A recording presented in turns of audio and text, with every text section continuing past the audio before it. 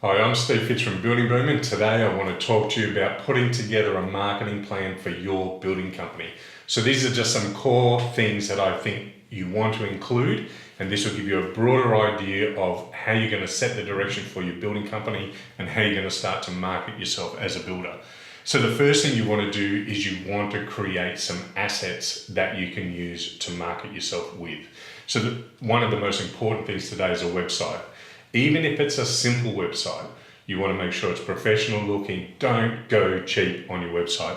If you think about how many builders spend $1,000 or $2,000 or even $5,000 on their website, but they're asking clients to hand over $500,000 or $1 million to build their house, why on earth would I trust you with that kind of money if you're only spending $1,000 on your website and it looks like junk?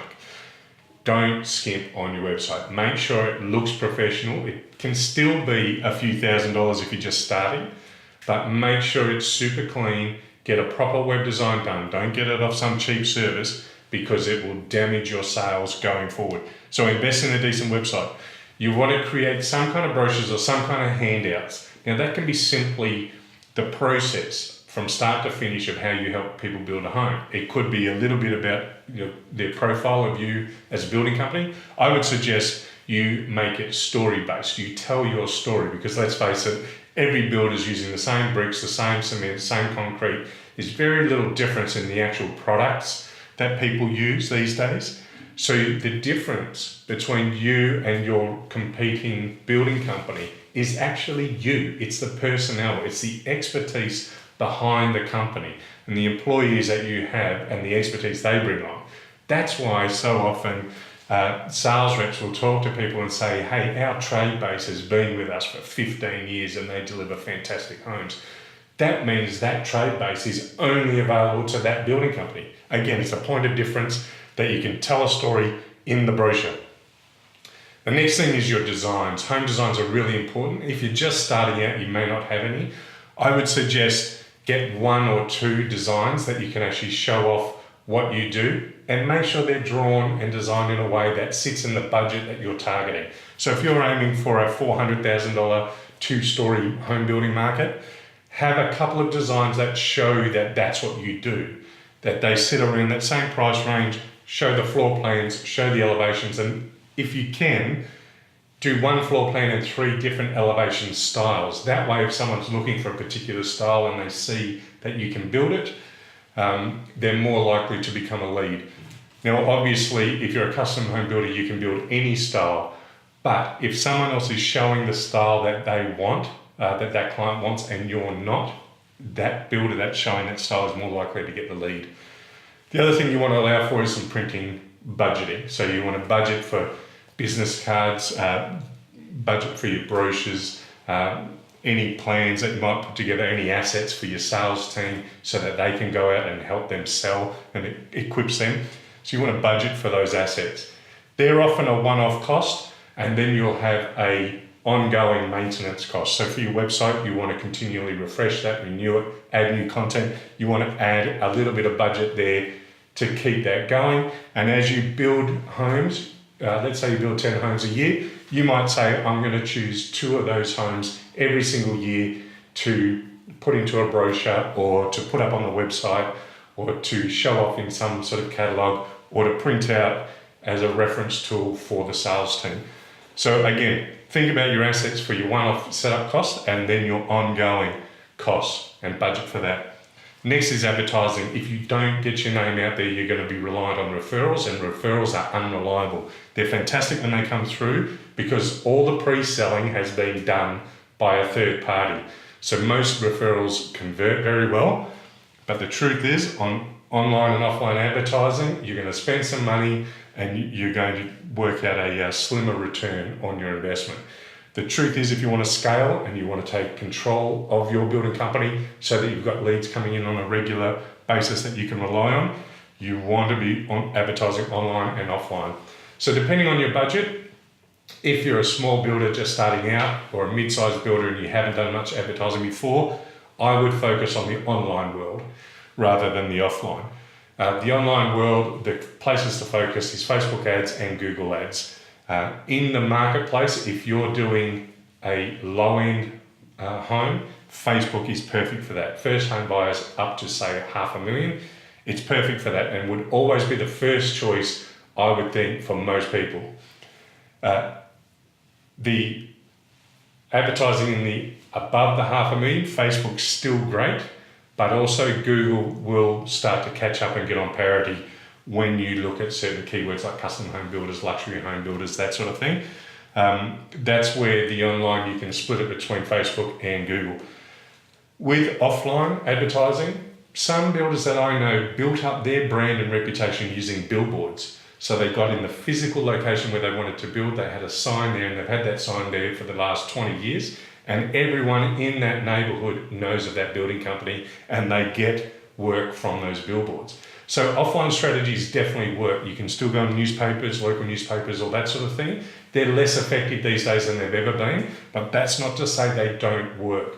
And what we also find, we're a digital marketing agency, so we focus on this side, but we know that builders that are mid and large scale, their advertising that they do offline helps us with everything we do online. So it definitely still works. It is expensive. You've got to choose how to spend your dollars wisely, but both of those can work. So you want to come up with an advertising plan of what you're going to do, where you're going to position yourself, and how you're going to spend your money. Finally, I want to talk about your budget, because every good marketing plan has a budget to advertise and to build your assets and to make sure that you're feeding the front end of sales leads. So when you think of your budget, the one thing you want to work backwards from is how many sales do you need every single year? How many sales are you going to take and your average dollar value to create the turnover you want? So the next thing you would ask is, okay, if I want to make, let's say I want to make 10 sales this year, how many leads do you need to get from your advertising to convert into 10 sales? That's a really important question, because not everyone's going to convert into a sale. If you're a builder who's relied on referrals, you might say, we win 90% of the work. That's fantastic. That's not reality for winning work in any other way, because referrals are very specific, very different, and people have already been pre-sold before they come to you. So when you do online and offline advertising, your number of leads is going to be much larger and much lower sales. So your conversion rate will be much different. So I'll give you an example. Let's say you convert 1 in 10 leads into a sale. And that's quite reasonable, actually. That's not a bad statistic. If you convert 1 in 10 leads, and that one lead, or each lead, costs you $300 each, it means that you're spending $3,000 to make the sale. So this number is really important, because then you would look at this and say, okay, if I've got to spend $300 to get a lead, let's say you're in the custom home building market, that's a very real number, and 1 in 10 of those people is actually going to become a sale. So 5 of those people are just going to be junk. They're going to say, oh, we're thinking about renovating, and you're going to say to them, we're a new home builder, we don't renovate. And they're just going to go away. There's going to be a couple of those people who just thought they'd inquire because they liked the house or they liked the colour of the paint, and they're just going to be junk. But 1 in 10 might be a genuine lead, or actually say 2 in 10 might be genuine leads, and out of those 2 you end up winning 1. So again, you've come back to $3,000 to win a sale. You want 10 sales for the year. That means you need to budget for $30,000 to actually get the sale, and the sales that you want to do the turnover that you want for that year. If you're going to outsource your advertising, you'll also want to add agency fees, things like that. But it's good to understand those numbers, and at the very least, set a target in your marketing plan. Give yourself a place to work from, to start it, and then from there you can revise it every 6 months to 9 months or a year. You can revise it as you get more information, more data. You might find it's 1 in 8 or 1 in 15. You might find $300 is much higher than you need. you might be as low as $40 if you're doing Facebook ads and you're a project home builder or a first home builder. So again, work out those numbers, work out the cost per sale, and that'll help you budget for your marketing plan. I hope these 3 categories have helped you round out your ideas for developing your own marketing plan for your building company.